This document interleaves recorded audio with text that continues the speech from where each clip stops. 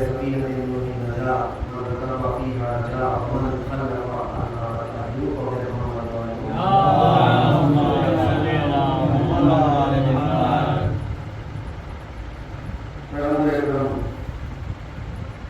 یہ حدیث جو شیعہ اور سنی اقوام مسلکوں میں پڑھائی جاتی ہے، اس میں پیغمبر نے ارشاد فرمایا میرے اہل بیت کی مثال سفینے نوح کے جیسی ہے، جو سفینے پر سوار ہو گیا گویا اس نے نجات پائی۔ قرآن مجید میں جناب نوح علیہ السلام اللہ کی وہ نبی ہے جو سفینے کے سائنٹسٹ ہیں، یعنی سفینے کی ایجاد کرانے والے ہیں۔ جتنی بھی ایجادات دنیا میں ہے ترقی کے حوالے سے، وہ یا تو انبیاء نے کی یا رسولوں نے کی یا ائمہ نے یا ان لوگوں نے کی جن کا استفاع پروردگار نے کیا، حتیٰ کہ وہ لوگ جو بزم ائمہ میں آ گئے وہ بھی جو ہے سائنٹسٹ ہو گئے۔ مجھے تفصیل بتانے کی ضرورت نہیں ہے، بہت سارے نام ہیں۔ تو جناب نوح جو ہے انہوں نے کائنات کو سفینہ دیا۔ نوح سے پہلے اور آدم سے لے کر جناب نوح کے دور تک سفینے کا کوئی وجود نہیں ہے، کشتی کا، اسٹیمر کا، پانی کے جہاز کا کوئی وجود نہیں ہے۔ کس نے شروع کیا؟ کہا سب سے پہلا سفینہ جو بنایا، سب سے پہلا جو اسٹیمر بنایا، پانی کا جہاز، وہ جناب نوح علیہ السلام نے بنایا۔ جناب نوح نے سفینہ کیوں بنایا؟ کہا پروردگار نے حکم دیا کہ نوح سفینہ بناؤ۔ کیوں بنایا جائے؟ کہا سفینہ بناؤ، اس کے طوفان آنے والا ہے۔ تو جناب نوح نے سفینہ بنانا شروع کیا۔ قرآن اور تفسیر قرآن اور علماء بیان کرتے ہیں کہ جب جناب نوح سفینہ بنا رہے تھے تو لوگ ان کا مذاق اڑا رہے تھے، برادری محلے والے، دریا والے کہ یہ کیا کر رہے ہیں، ان کا طوفان آنے والا ہے۔ دور دور تک طوفان کا کوئی اندیشہ نہیں ہے اور یہ سفینہ بنا رہے ہیں، تو طوفان کا اندیشہ اس کو ہوگا جو نمائندہ الہی ہے کہ آپ کو یہ تو وہ بتائے گا نا جس کو اللہ نے اپنی طرف سے صاحب اختیار بنا کے بھیجا ہے، اپنا نبی بنایا، اپنا رسول بنایا ہے، اپنا نمائندہ بنایا ہے، وہ بتائے گا طوفان بنایا۔ تو جناب نوح سفینہ بنا رہے۔ سفینے کا کام کیا ہے؟ کشتی کا کام کیا ہے؟ کہا بھائی اگر کشتی کا کام یہ ہے کہ تیر کے قربا سے اگر سوار ہو تو وابستہ اتار دیتی ہے، تو یہی تو کام ہے نا کہ جب آپ سوار ہوں گے تو اس پار سے اس پار اتارے گی کہ نہیں اتارے گی؟ کہا بالکل اتارے گی۔ جب آپ سفینے میں بیٹھ جائیں گے تو وہ اپنی منزل کو اتار دے گی۔ تو ایک طرف سے چلی دوسری طرف اتارا، اس کا مطلب یہ ہے کہ بیچ میں دریا ہو یا سمندر ہو یا کوئی ایسی ندی ہو تو اس کا ایک پارٹ ادھر ہے ایک پارٹ ادھر ہے، دو کنارے ہیں۔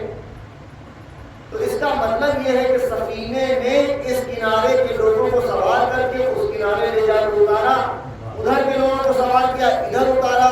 تو سفینے کا کام ہے جوڑنا، سفینے کا کام ہے ملانا، سفینے کا کام ہے ایک پلیٹ فارم پہ لے کے آنا۔ اب ہمارے سمجھ میں آیا کہ پیغمبر نے آخر الزمان نے کیوں فرمایا کہ میرے اہل بیت کی مثال سفینہ نوح کے جیسی ہے۔ جس طرح نوح کے سفینے کا کام تھا دو سبھیتاؤں کو جوڑنا، دو قریوں کو جوڑنا، دو شہروں کو جوڑنا، اسی طرح سے اہل بیت کا بھی یہ میسج اور کام ہے کہ تمام لوگوں کو ایک پلیٹ فارم پر لا کے اتحاد کر دیں۔ یہ کام ہے اہل بیت کا۔ یہی وجہ ہے پیغمبر نے کہا کہ میرے اہل بیت کی مثال سفینہ نوح کے جیسی ہے۔ تو سفینے نے کانسیپٹ دیا کہ دو سبھیتاؤں کو جوڑنا، دو شہروں کو جوڑنا، دو لوگوں کو جوڑنا۔ اور اس کے بعد جب سفینہ بنا رہے ہیں جناب نوح تو آج چلاتے ہیں پٹرے کاٹنے کے لیے۔ تفسیر قرآن پڑھیے اس میں آپ کو یہ سب چیزیں کے تفسیر قرآن کہتا ہے کہ جب آگے چلاتے جاتے ہیں تو جو پٹرے کٹ رہے ہیں سفینے کے اس سے جو برادہ نیچے گرتا ہے زمین پر وہ سونے کے ذرات میں تبدیل ہو جاتا ہے۔ جو برادہ گر رہا ہے آج ہی چلا رہے ہیں. آج ہی چلا کون رہا ہے؟ کہا نبی چلا رہے ہیں. کون چلا رہا ہے؟ نمائندہ وحی چلا رہا ہے. حکم خدا سے چل رہی ہے. تو پروردگار نے حکم دیا سفینہ بنا رہے ہوں، آج چلا رہے ہیں. جو پٹرے کٹ رہے ہیں اور اس کے سفینے کے اس سے جو زمین پر برادہ دیوا ہے وہ سونے کے ذرات میں تبدیل ہو رہا ہے. تو لوگوں کو اس بات کے اوپر پورا یقین ہے کہ بالکل نبی نے کیا ہے تو وہ سونے کے ذرات میں تبدیل ہو گیا. ہم نے تاریخ میں فخر نور دیکھا کہ اس نے اپنے ہاتھوں کو دھویا، اس کے ہاتھ کا دھونا جواہرات میں تبدیل ہو گیا. تو یہ وہی کر سکتا ہے جو نمائندہ الہی ہو. تو نوح اور امام سجاد وارث نوح. بھئی یہ وارث انبیاء کیوں ہے؟ کہ جو کمالات انبیاء میں پائے جاتے ہیں وہی امام حسین اور اہل بیت میں پائے جاتے ہیں. جو کمالات ان میں پائے جاتے ہیں وہی کمالات امام حسین میں پائے جاتے ہیں. یہی وجہ ہے کہ ہم امام حسین کو وارث انبیاء کہتے ہیں، وارث آدم کہتے ہیں، وارث ابراہیم کہتے ہیں، وارث خاتم الانبیاء بھی کہتے ہیں. صلوات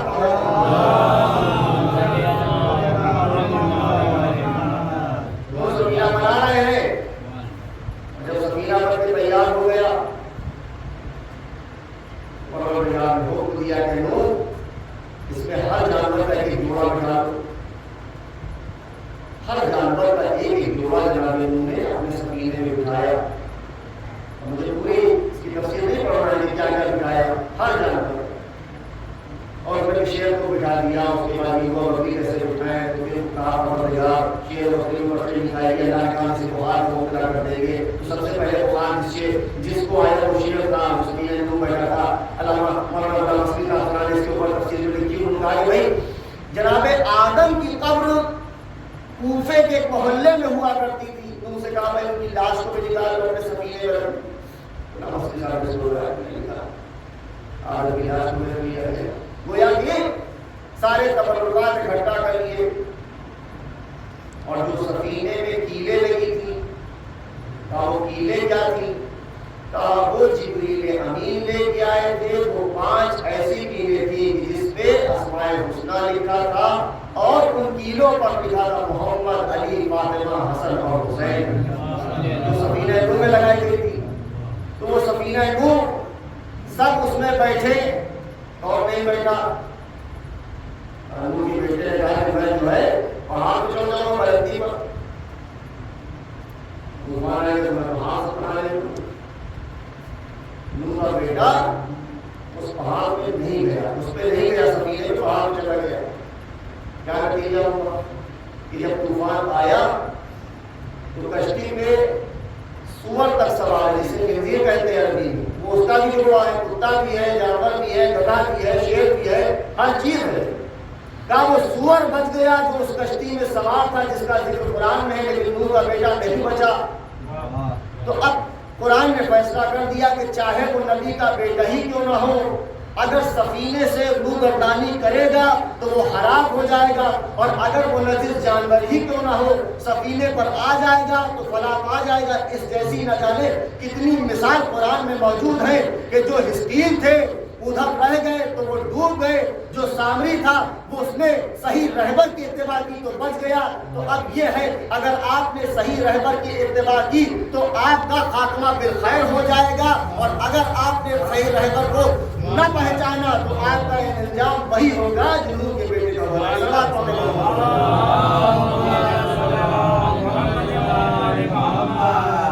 جو سوار ہو گیا اس نے نجات پائی. پیغمبر نے کیا فرمایا؟ میرے اہل بیت کی مثال سفینہ نوح کے جیسی ہے. جو اس پر سوار ہو گیا اس نے نجات پائی. بیٹا سوار نہیں ہوا. اور جب بیٹا ڈوبنے لگا تو پلٹ کے جناب نوح نے دیکھا تو پروردگار کو یہ بھی گوارا نہ ہوا کہ پروردگار نے یہ بھی نہ چاہا کہ نوح پلٹ کے دیکھے. کہا نوح مت دیکھو تمہارے اہل سے نہیں ہے، جبکہ بیٹا ہے. جناب نوح کا کہا تمہارے اہل سے نہیں ہے. طوفان آیا. واقعی میں قرآن کی تفسیر میں اس واقعے کو بڑی اور دلچسپ واقعہ ہے. جب نوح کا طوفان آیا سفینہ تیرنے لگا پوری دنیا ڈوب گئی، صرف وہی سفینہ رہا جس کی مثال پیغمبر نہیں. اب اس کے بعد جناب نوح نے اپنی سفینے پہ جو جانور جو پرندے سب سوار تھے اس میں سے خود دیا کبوتر کو،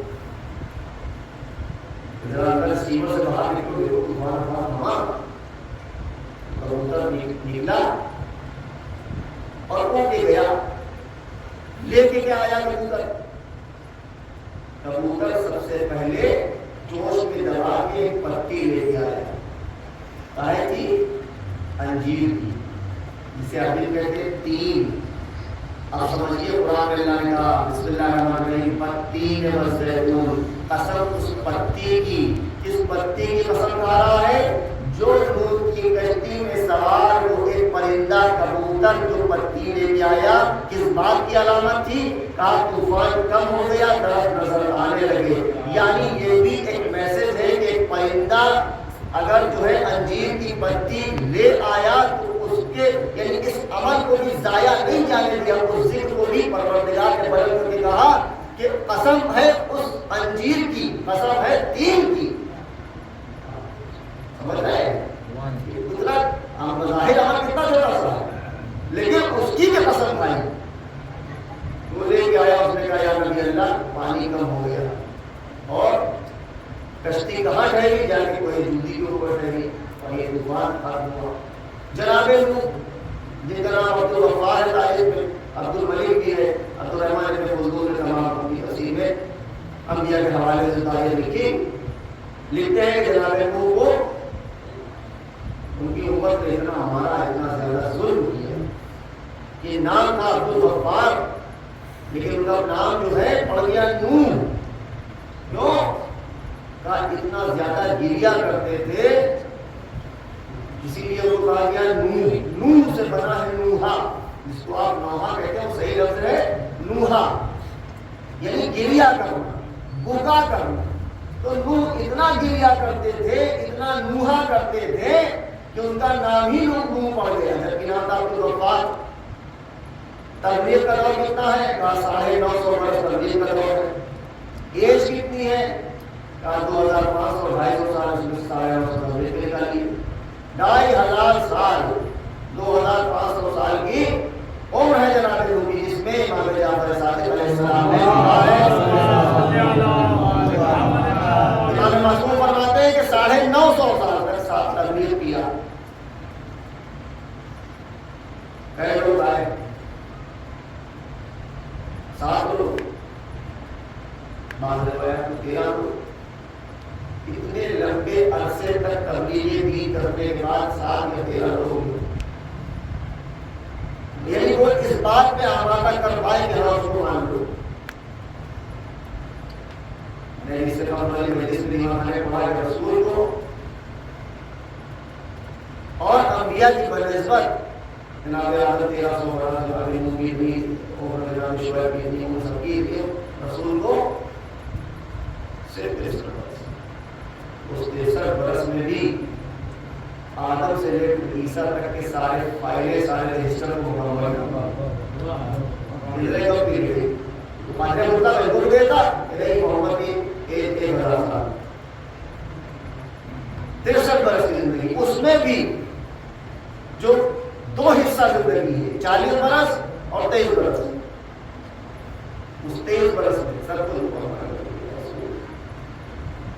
اس 23 برس میں پھر اور کم کر لیے، امام حسین کی ولادت کے بعد سے لیجیے تو صرف 7 برس، اس 7 برس میں امام حسین کو پہچانوانا، یہ بتانا کہ یہی دین ہے، یہی اسلام ہے، یہی شریعت ہے، یہی سب کچھ ہے۔ 7 برس میں رسول بتا کے چلے گئے دنیا سے 11 ہجری کو، 4 ہجری میں امام حسین کی ولادت ہے، 11 ہجری میں رسول دنیا سے کیا دیکھے جا رہے ہیں؟ رسول کا سب سے بڑا تحفہ اس کائنات کو رسول دے گئے وہ حسین المؤمنین مولانا امیر حسین۔ کب تک اور کب سے؟ کہا 11 ہجری سے 61 ہجری تک حسین المؤمنین ہے، اور 61 ہجری سے صبح قیامت تک مولانا امیر حسین، یعنی حسین مجھ سے کب تک ہے؟ کہا 11 ہجری میں جب دنیا سے رسول جا رہے ہیں تب سے لے کر 61 ہجری تک حسین المؤمنین، اور اس کے بعد 61 ہجری سے صبح قیامت تک مولانا امیر حسین، اس کی اس سامنے کی بات کریں تو پیغمبر کی متفق علیہ جو حدیث ہے حسین من ایمان علی حسین، اس کی سامنے کی ایک بالکل مثال میں آپ کے سامنے پیش کر دوں کہ پہلی محرم سے لے کر 8 ربیع الاول تک کالے پرچم لگے رہتے ہیں، اور جیسے ہی کالا پرچم جو حسین سے محبت کرتا ہے اللہ اس سے محبت کرتا ہے۔ امام حسین علیہ السلام اور جناب علیہ السلام کی روایت میں ہے کہ اتنا امت نے مارا کہ پتھروں سے ڈھک گئے۔ جب یقین ہو گیا کہ وہ مر گئے، زخمی ہو گئے، نہ ہو گئے، لوگ چھوڑ کے چلے گئے۔ یہ وہ زخم کیوں مار رہے ہیں؟ اللہ کو مرنے کے لیے گزشتہ انبیاء کی تصدیق کر رہے ہیں۔ دیکھو کوئی گرام ہو گیا، ظاہر ہو گئے، زخمی ہو گئے، مر گئے، لوگ چلے گئے، اب کیا ہے؟ اب فرشتہ آ رہا ہے، جبریل آ رہے ہیں، سید الملائکہ آ رہے ہیں، پتھروں کو ہٹا کے لوگ وہاں نکالا اور اپنے پروں سے ان کے زخموں کو سہلا رہے ہیں، اور جناب نور کے زخم اچھے ہو گئے، شفایاب ہو گئے۔ اس کے پروں سے جبریل کے پر سے وہ شفایاب ہو گئے، فرشتے کے پر سے، ملائکہ کے پر سے انبیاء کو شفا مل گئی۔ اگر فرشتے کے پر چلے جائیں تو فرشتہ کہاں جائے گا؟ ہمیں فرشتے کے پر سے ان کو شفا ملی ہے، لیکن وہیں پر اگر بالوں پر جلا دیے جائیں یا سلب کر دیے جائیں تو فرشتہ کہاں جائے؟ تو حسین کے رسول نے بتایا کہ ایک دروازہ اور ہے جو فخر نوح ہے، اس کے لیے پر لے آؤ تو فرشتوں کو بھی اوپر عطا کر دے گا۔ یہ کیا ہے؟ اہل سنت کیا اس کو روایت میں جو ہے لکھا گیا ہے تعیین، اور اہل تشیع اس کو لکھتے ہیں وہ روایت کی حمایت کہ لے کے آئے کیا خطا ہے؟ 70,000 سال ایک سجدے میں گزار دیا، اور سر جب اٹھایا تو اس تکبر سے اٹھایا تو اس نے مجھ سے کبھی سجدہ کوئی نہیں کر سکتا اللہ کے بالوں کے لیے، اور اب لیے ہیں بالوں پر خدا نے، مجھے خدا کا ہے، واپس کون کر رہا ہے؟ امام حسین کر رہا ہے۔ کس کے کہنے سے کر رہے ہیں؟ رسول کے کہنے سے کر رہے ہیں۔ تمام علماء اس روایت کو وہاں اور سنی ہوئی روایت ہے کہ پہنچے لے کے جب لے کے پہنچے ہیں امام حسین گہوارے میں نانا کی آغوش میں ایک ایک پوائنٹ، ایک ایک لمحہ قرآن اور احادیث اور پیغمبر کی زندگی کا یہ کائنات میں قیامت تک کے لیے ایک میسج، ایک پیغام ہے اور لمحہ فکریہ ہے۔ کیا کہا؟ پیغمبر نے اپنی آغوش میں حسین کو اٹھا رکھا ہے، اور جب جبرائیل لے کے آئے دردائیل کو کہا جھولے حسین سے مس کر دو، اس کو گہوارے سے مس کرو۔ پیغمبر یہ بتانا چاہتے ہیں کہ اگر کسی سے ترک اولاد بھی ہو جائے تو وہ اس لائق نہیں ہے کہ حسین کے بدن کو مس کر سکے، اس لیے حسین وارث تطہیر ہے، حسین صاحب قصہ ہے، حسین کا حساب تطہیر کی چادر میں کر رکھا ہے، جب تک طہارت نہیں ہوگی کوئی حسین تک نہیں پہنچ سکتا۔ تو اب ضروری ہے کہ حسین کے بدن سے نہ مس کرایا جائے بلکہ اس گہوارے سے مس کرا دو کہ جس میں حسین لیتے تھے چند لمحہ، اور حسین جس میں ذرا دیر کے لیے لیٹ گئے اس گہوارے میں وہ تاثیر کے پتروس کو بال اوپر ملے ہیں۔ اب نہ کہیں گا کہ خاطر شفا پر سجدہ کیوں کرتے ہیں، تو زمین میں 1400 سال سے جگر گوشے رسول سو رہا۔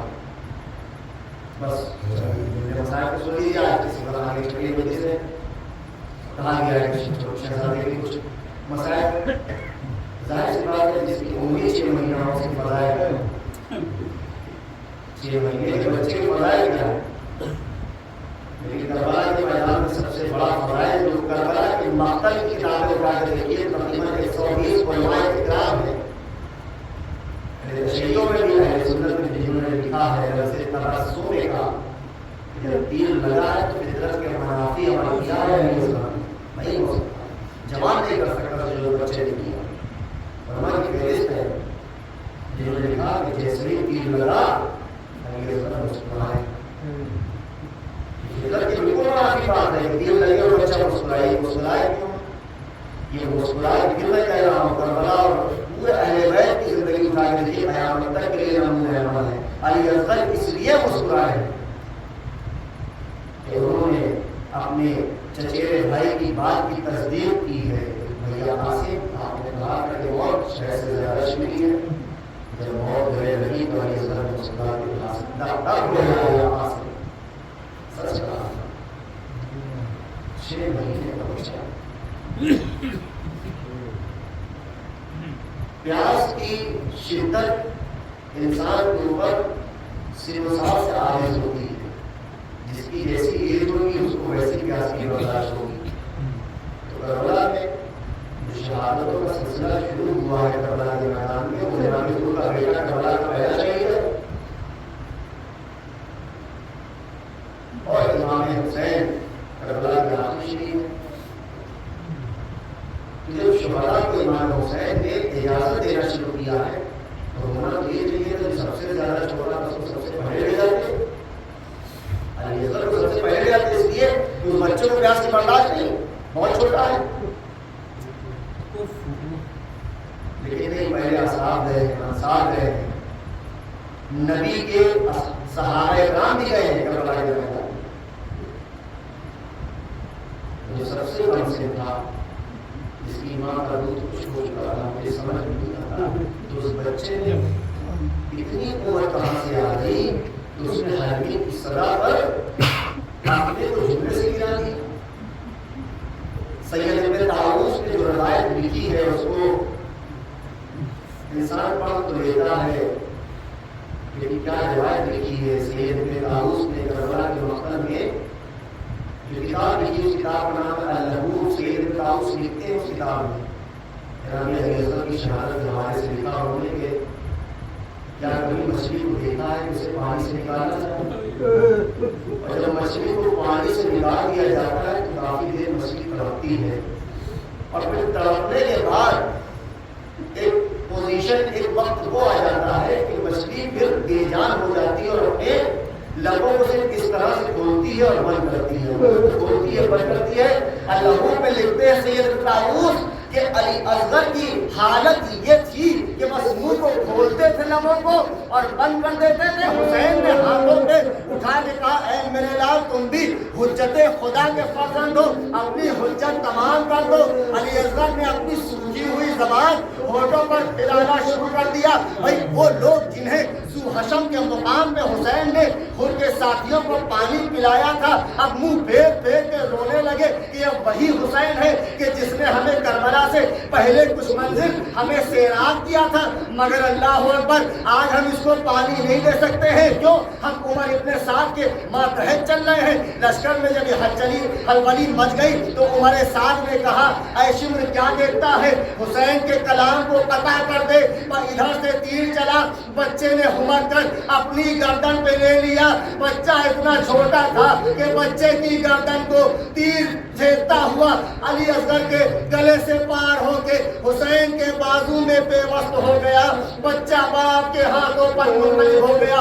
हाँ आज़ादारों, अब हुसैन लेके आए हैं। जब खैमे के करीब आ गए, अबा का दामन ढके हुए हैं। सकीना समझी शायद अली असगर को बाबा पानी पिला के लाए हैं, मगर जब अबा का दामन हटाया, मन का ढला हुआ देखा, सकीना पछाड़े खाने लगी और कहने लगी, बाबा अब मैं प्यास का शिकवा न करूंगी। हाँ आज़ादारों, ये जो अय्याम चल रहे हैं ये वो अय्याम है कि अहले हरम को शाम में मुक़य्यद किया गया है। बस एक रिवायत और रहमत तमाम कि जब ये लुटा हुआ काफिला शाम में दाखिल किया गया और सारे नेज़ों के ऊपर सरे बुरीदा थे, एक ईसाई ने सवाल किया, ये बताओ ऐ लोगों, ये तुमने जो सरों को मुअल्लक़ किया है ये कौन लोग हैं? पूछने वाले ने जब पूछा तो कूली ने कहा ये हुकूमत के बागी हैं। उस ईसाई ने पलट के कहा, भाई ये बताओ, ये बड़े बड़े जो सर हैं जिनकी उम्र 60 बरस 50 बरस है, ये तो बागी समझ में आते हैं,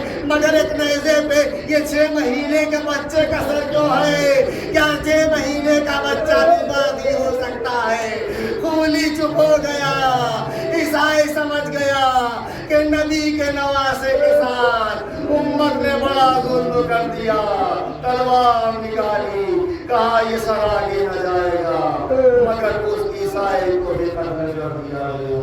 दिफाए इमाम हुसैन सयालम नज़ीर नज़ीर अय्यम तरीन बलुना इन्ना इलैहि राजिऊन अल्लाहुम्मा वलिल मुमिनीना वल मुमिनात वल मुस्लिमीना वल मुस्लिमात अल अहयाई मिनहुम वल अमवात अल-अहयाई मिनहुम इन्नका मुजीबुद दुआ